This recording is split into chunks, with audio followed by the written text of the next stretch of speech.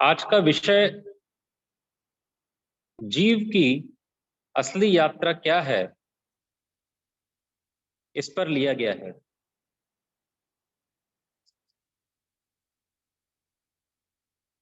महाराज जी का वचन है, वाणी में आया है कहाँ से आया, कहाँ नर जाए, कौन तेरो मुकाम, मंगत सार ये विचारना, मानुष जन्म का काम। तो ये है जीव की असली यात्रा। महाराज जी के मुख से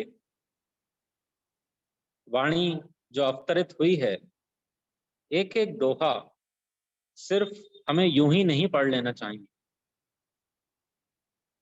एक एक दोहे में बड़ी गहराई है।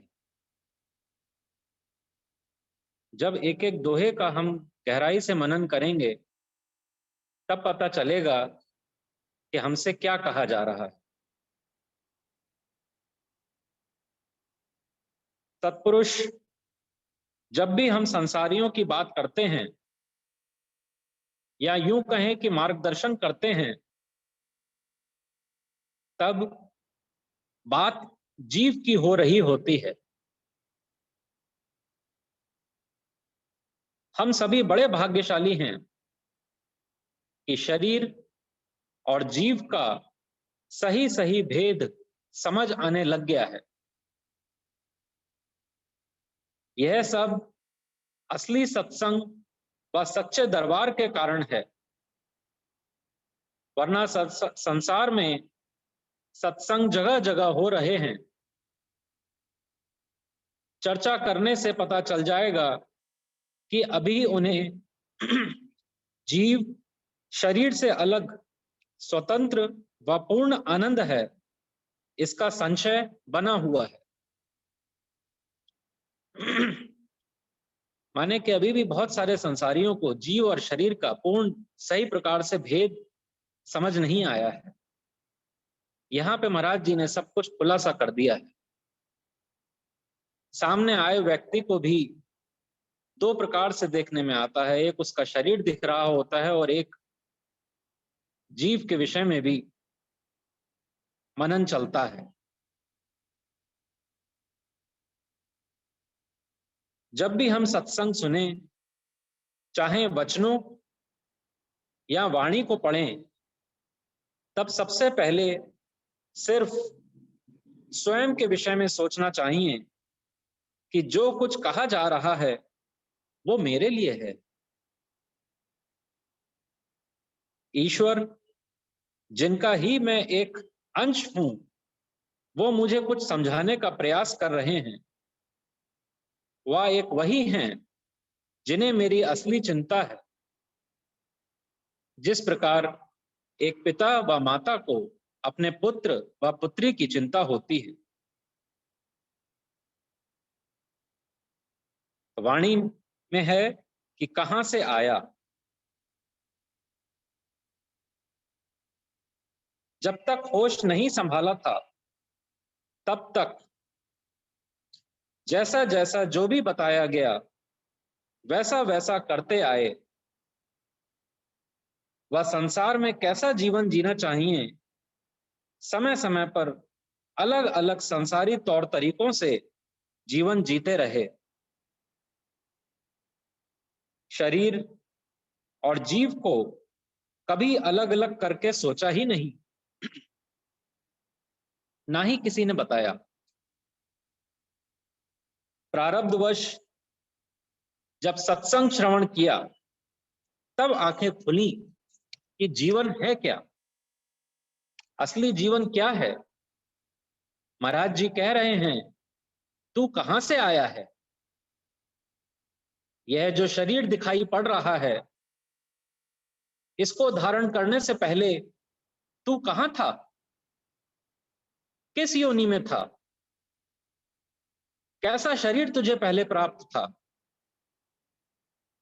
महाराज जी कहते थे कि कोई ना कोई पशु योनि या जड़ योनि में थे, और अब कोई बहुत बड़ी कृपा हुई है कि ये मानुष चोला मिला है, परंतु यह समझना होगा व सदैव याद रखना होगा कि यह मानुष चोला मेरा परमानेंट घर नहीं है। जैसे बाकी शरीरों को छोड़ना पड़ा, ऐसे ही एक ना एक दिन हम चाहें या ना चाहें इस शरीर को भी छोड़ना होगा। यह अटल सत्य है। इसलिए मौत की याद एक सत्विचार कहा गया है, क्योंकि इस बात का विचार बने रहने से संसार की व्यर्थ उलझनों में नहीं फंसते, या फंसते भी हैं तो बाहर निकलने का मार्ग सहज ही प्राप्त हो जाता है। वाणी में आया भी कि औरा का देख अपना मरण भुलाए। सत्संग में मौत की याद पर खुलकर विचार किया जाता है,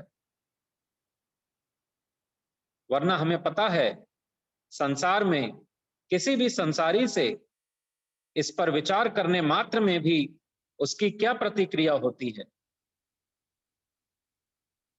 इस विषय पर कोई बात नहीं करना चाहता।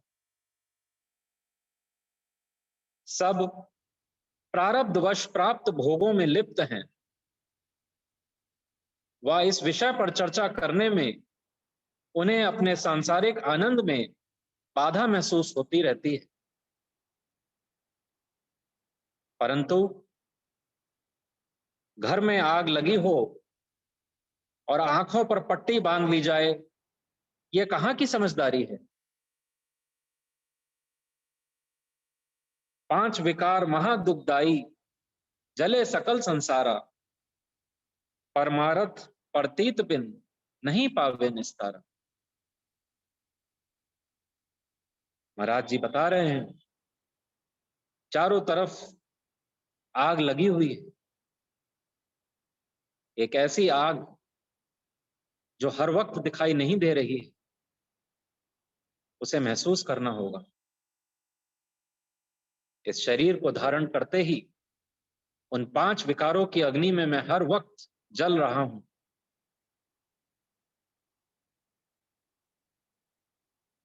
जो सतमार्ग में गंभीरता धारण करता है, उसे अपने विकार साफ साफ दिखने लगते हैं। वह उनसे छूटने का प्रयास करता है। वह हर वक्त यह ध्यान रहता है कि वो इस देह की कैद में है। वह सही पुरुषार्थ अब नहीं किया तो आगे भी देह की कैद बनी रहेगी। हम जब इन विकारों को छोड़ने का या इनसे छूटने का प्रयास करते हैं, तब सबसे पहले स्वयं को इस दुख भरे संसार में जीने का सहज मार्ग मिल जाता है। वह धीरे धीरे औरों के व समाज के प्रिय भी बनते जाते हैं। सतमार्ग पर चलते हुए निश्चित ही इच्छाओं पर अंकुश भी लगाते हैं,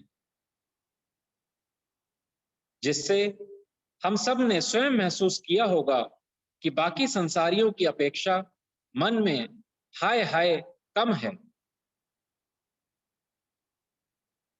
कहां से आया? यह कोई केवल पिछले जन्म या और पहले के जन्मों की बात नहीं हो रही, बल्कि वो ईश्वर जिसका मैं अंश हूं, जब मैं भी पूर्ण चैन में था, वहां से आया हूं। तो जीव के लिए कहा जा रहा है कि कहां से आया? तो वह जीव उस पूर्ण ईश्वर का जो अंश था, वहां से आया है। अपनी इच्छाओं के अनुसार नए नए शरीर धारण करता हुआ आज हम सब एक दूसरे के सामने बैठे हैं।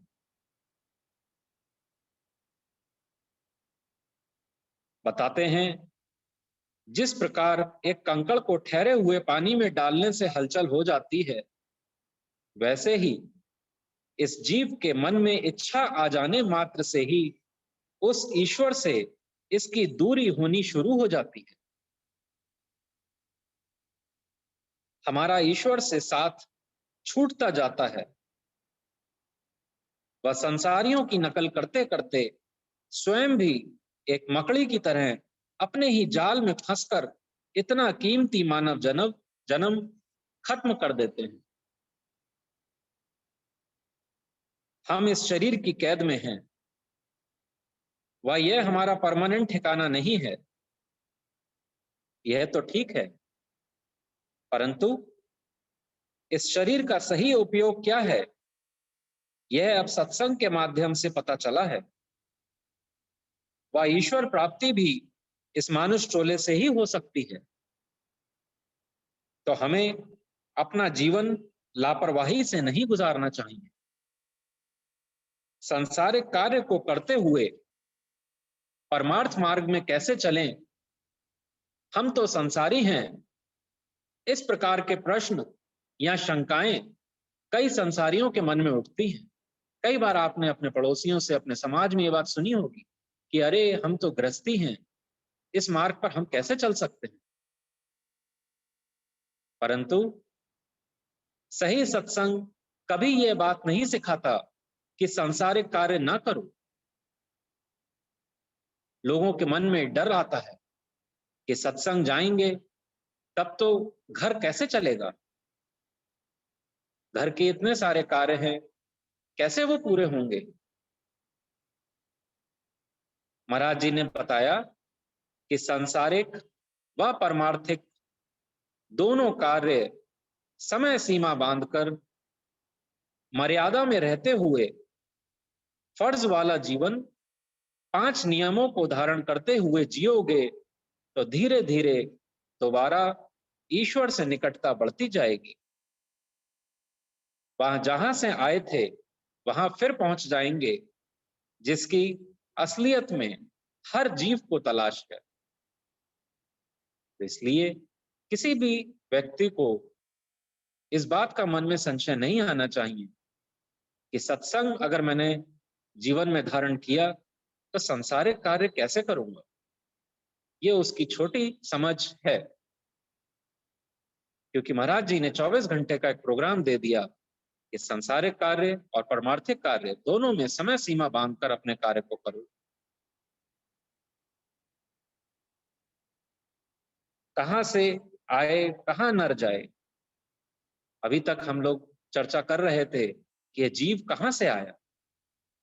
तो ये जीव उस पूर्ण चैन में जो ईश्वर है उसका अंश होने के कारण अपनी इच्छाओं के अनुसार उस ईश्वर रूपी आनंद से आया है। आगे आया कि कहां नर जाए। हमने कई बार सुना है कि जीवन 2 दिनों का, अक्सर संसार में चर्चा होती है कि अरे भाई ये जीवन तो 2 दिनों का है। यह बात कई बार समझ नहीं आती थी कि जीवन तो इतना लंबा होता है, फिर 2 दिन कैसे हुए। परंतु अध्यात्म में हर बात में गहराई होती है। इसलिए कहते हैं दीर्घ काल करिए सत्संग, जिससे सतमार्ग की बातों को समझने के लिए बुद्धि में बल आए, वह असली विवेक जागृत रहे।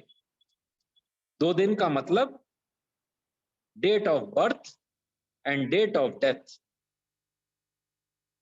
कि हम किस दिन पैदा हुए और किस दिन ये शरीर छूटेगा, ये तारीख निश्चित है। तो जीवन इन 2 दिनों का, इसके बीच में जो जीवन हम जी रहे हैं वो जीवन, जिस दिन ये शरीर छूटेगा तब कोई ना कोई नया शरीर धारण करना होगा। किधर जाएंगे, क्या तैयारी की है, कैसा जीवन जी रहे हैं, यह सब आज ही सोचना होगा। श्वासें जब तक आ रही हैं वह जा रही हैं, शरीर भी स्वस्थ है, भोग भी बने हुए हैं। ऐसे में सतमार्गी विचार बन पाना मुश्किल होता है। इसलिए ऐसा कहा गया, जो सुख में सुगनन करे तो दुख काहे को होए।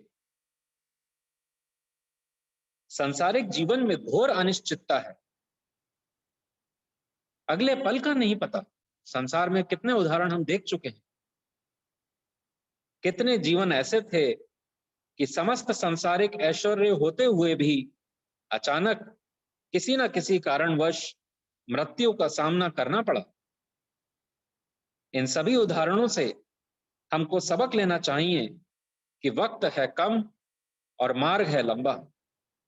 इसलिए अपने चलने की गति और तेज करनी होगी।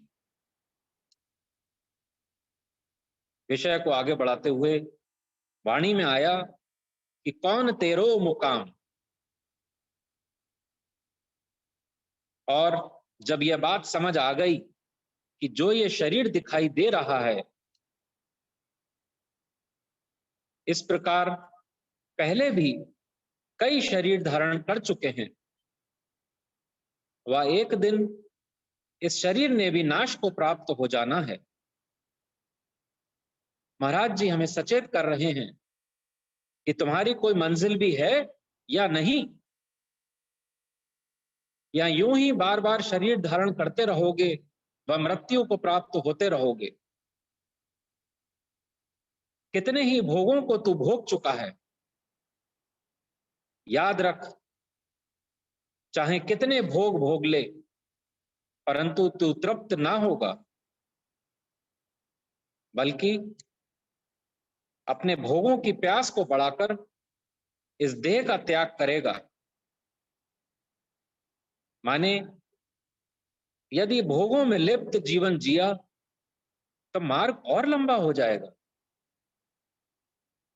वह जैसे अभी तक भटकता हुआ एक के बाद एक नई देह धारण करता चला आ रहा है, आगे भी भटकता रहेगा। इस प्रकार के विचार का बना रहना सही विवेक कहलाता है। बहुत सारे संसारियों से जब कभी इस प्रकार की चर्चा होती है, तब उनका कहना होता है कि भाई, ना तो पहले का पता है, ना आगे क्या होगा उसका पता है। तो जो कुछ भी अभी उपलब्ध है उसे भोगो और मजे से जियो। इस प्रकार का सोच को ही माया भ्रम कहा गया है। वह यूं कह सकते हैं कि विवेक जागृत नहीं हुआ है। समस्त संसारियों की यही प्रॉब्लम बनी हुई। कामना रूपी अगन में जीव जले दिन रात, मंगत मार्ग धर्म में जीव शीतल हो जात। संसार की मौज मस्ती कुछ इस प्रकार की है, जैसे शरीर में कहीं दाद या खाज हो जाए तो उसमें खुजली बहुत मचती है। इसमें खुजली बहुत मचती है, वह इसे खुजाने में एक आनंद आता है। परंतु जितना इसका आनंद लिया जाएगा, उतना ही जख्म गहरा होता जाएगा। आनंद क्षणिक व रोग गहरा और लंबा होता जाता है। ठीक होने में ज्यादा समय लगेगा। यही बात गुरुदेव समझा रहे हैं कि संसार, शरीर सदा से परिवर्तनशील है। शरीर और शरीर के भोग स्थिर नहीं रहते, बल्कि एक दिन यह प्रिय शरीर ही दुख का कारण बन जाता है।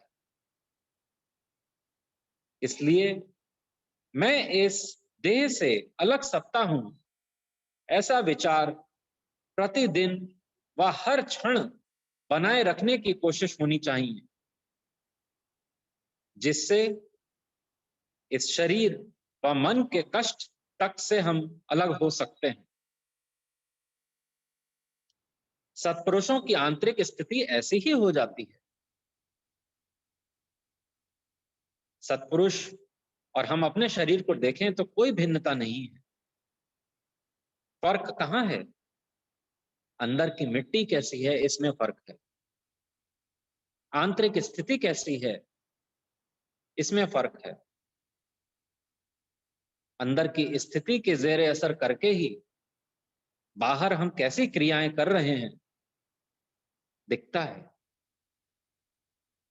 उदाहरण के तौर पर हमें पता है महाराज जी के कान का दर्द भीषण दर्द होता था। जब समाधि अवस्था में बैठे हैं तो दर्द है ही नहीं। महर्षि रमन, स्वामी रामकृष्ण परमहंस, इन सब के विषय में भी हमें पता है कि कैंसर से पीड़ित थे, लेकिन वहां शरीर जैसी कोई सत्ता नहीं है। किसी आम संसारी को इस प्रकार के कष्ट हो तो हमें पता है कितनी हाय हाय है, कितना शोर है। कहते थे कि शरीर एक छाया के समान प्रतीत होती है। कभी कभी यह भी लगता है कि संतों ने कोई पाप नहीं किया होता है, फिर उन पर कैसे इतना कष्ट आ जाता है। हमें याद रखना चाहिए कि संतों में अपार करुणा होती है और कभी कभी करुणावश अपने शिष्यों के कष्ट को अपने ऊपर ले लेते हैं।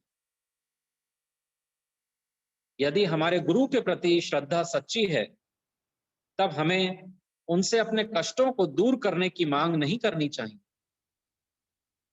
बल्कि जो कष्ट प्रारब्धवश मुझे ही भोगना है, उसे सहन करने की शक्ति मांगनी चाहिए। वाणी में आया, कहां से नर आया कहां नर ये जाए, कौन तेरो मुकाम मंगत ये सार विचारना। कौन सी सार विचारने की बात हो रही है? हमें बताया जा रहा है कि यह है असली विचार करना, क्योंकि जो सत्य है यदि उसका विचार नहीं किया तो कैसा जीवन जिया। औरों के सुखों को देखकर मन में ईर्ष्या उत्पन्न होती है, वह हम भी उस सुख को भोगने के, को प्राप्त करने के यत्न में लग जाते हैं। यही मूर्खता है। सतमार्ग का सही राही को इन बातों से फर्क नहीं पड़ता कि किसके पास क्या उपलब्ध है, क्योंकि उसे अब सबकी असलियत का सत्संग के माध्यम से पता चल चुका होता है कि राजा दुखिया राणा दुखिया, दुखिया कुल संसार, मंगत सुखिया शोभया जिस शोभा पाया करता। सुखिया सिर्फ वो है जो सतमार्ग के राह पर गंभीरता से चल रहा है, इसलिए वो दूसरों को देखकर जलता नहीं है। और जब ये बात समझ आ जाती है, तब प्रारब्धवश जो कुछ भी उसे उपलब्ध है उसमें उसे संतोष आ जाता है। वह जिस व्यक्ति से ईर्ष्या थी, अब उसके प्रति प्रेम भाव तक बन जाता है, क्योंकि सत का मार्ग ऐसा होता है जहां निगाह शरीर पर नहीं मन पर होती है। सतपुरुष के पास भी जो भी व्यक्ति जाता था, वो उसके मन का कष्ट अंतर्मुखी होकर देख लेते थे।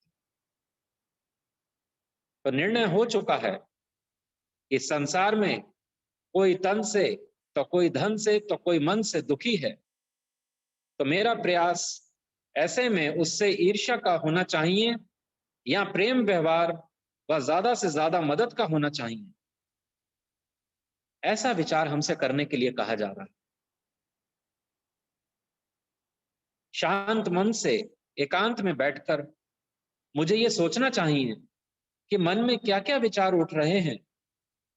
तब पता चलेगा कि या तो मैं स्वयं के सुखों के विषय में सोच रहा होता हूं, अथवा अपने वालों का जीवन अच्छा चले यह सोच रहा होता हूं।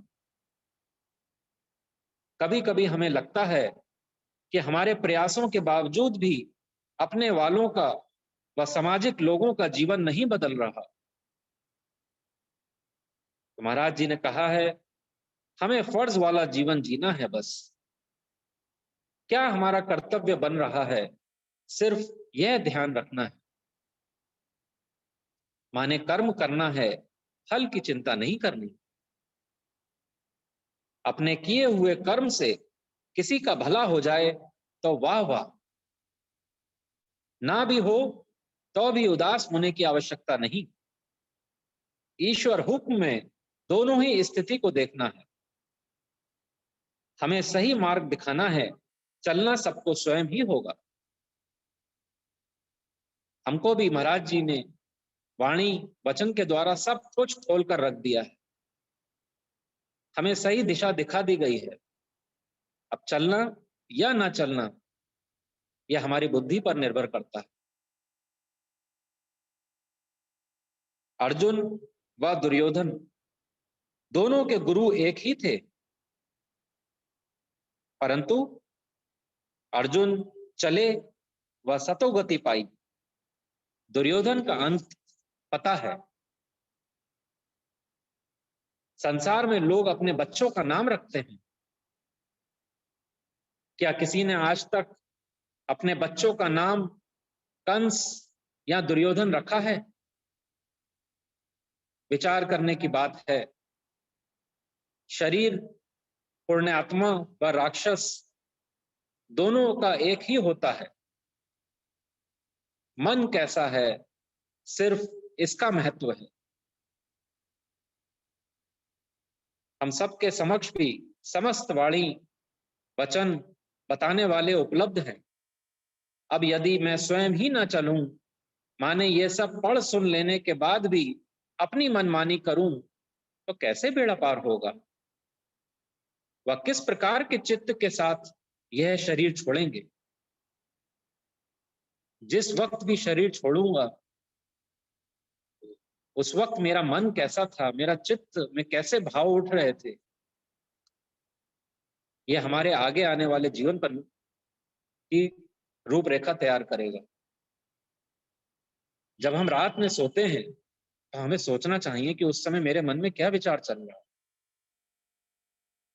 कहीं सुबह हुई और मैं ना उठा तो जिस प्रकार का विचार रात में सोते वक्त चल रहा था, क्या वो विचार सतोगुणी है, रजोगुणी है या तमोगुणी है?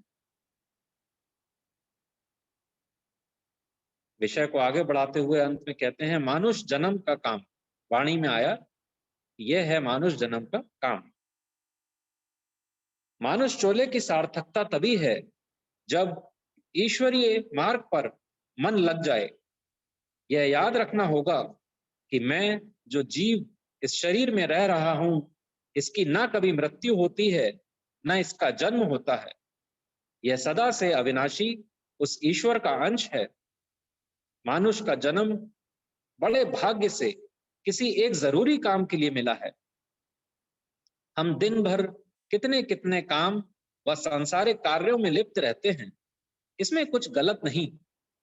स्वार्थ व परमार्थ दोनों का ध्यान रखना है। हाँ, स्वार्थ कार्य करते हुए भी ईश्वर की याद बनी रहे, यह जरूरी है। इसके लिए बताए हुए 5 नियमों पर चलने से सफलता मिल सकती है। ग्राहक को यह समझकर व्यवहार करना है कि स्वयं गुरुदेव पधारे हैं, तब हमारा लेन देन व व्यवहार ठीक रहेगा। मानुष जन्म का असली काम यही है कि किसी तरह से इस शरीर का अंत होने से पहले मन देह परायणता से उठकर ईश्वर परायण या गुरु परायण हो जाए। ऐसा होने से मन में एक संतोष रहता है कि हाँ, वो ईश्वर जो मेरा असली मालिक या रखवाला है, उसकी बात मानते हुए जीवन निर्वाह किया। महाराज जी ने बताया कि संसार में रहने का तरीका ऐसा है, जैसे बाग में सैर के लिए जाते हैं तो सब चीजों का आनंद लेते हैं और आ जाते हैं, वहां किसी चीज से दिल नहीं लगाते। ऐसे ही संसार में किसी भी वस्तु व्यक्ति से आसक्ति ना रखो। प्रारब्धवश जो कुछ उपलब्ध है उसे भोगो, परंतु निरासक्त भाव से। मिल गया तो ठीक, ना मिला तो भी ठीक। इस प्रकार की जीवन शैली जीते हुए हमारे सभी सकाम कार्य भी निष्कामता का रूप धारण करते जाएंगे, जो कि हमें हमारा ईश्वर व गुरु कह रहे हैं कि यही असली काम है। इसकी जितनी कमाई कर लोगे उतना ही तुम्हारा वर्तमान काल व भविष्य काल सुधरता जाएगा। अंत में वाणी को विराम देते हुए यही कहना चाहूंगा कि समय है कम और मार्ग है लंबा। संसार में और कोई हमें क्या कष्ट देगा, अपना प्रिय शरीर ही सबसे ज्यादा समय के साथ साथ कष्ट देने लगता है। मन को या तो ईश्वर में लगा लो या इस देह में, यह हमारी बुद्धि पर निर्भर करता है। कहां से आया कहां नर जाए, कौन तेरो मुकाम, मंगत ये सार विचारना, मानुष जन्म का काम। अब कोई कृपा हुई है जिससे महाराज जी के मिलने से हमारा भटकना बंद हो गया, सही दिशा मिल गई है, वह इस मार्गदर्शन का सही उपयोग करने से अपना आवागमन आना जाना बंद करना है। इसी का नाम मोक्ष या कल्याण है, जो कि मेरा असली काम भी है और मेरा अधिकार भी। ओम ब्रह्म सत्यम सर्वदा।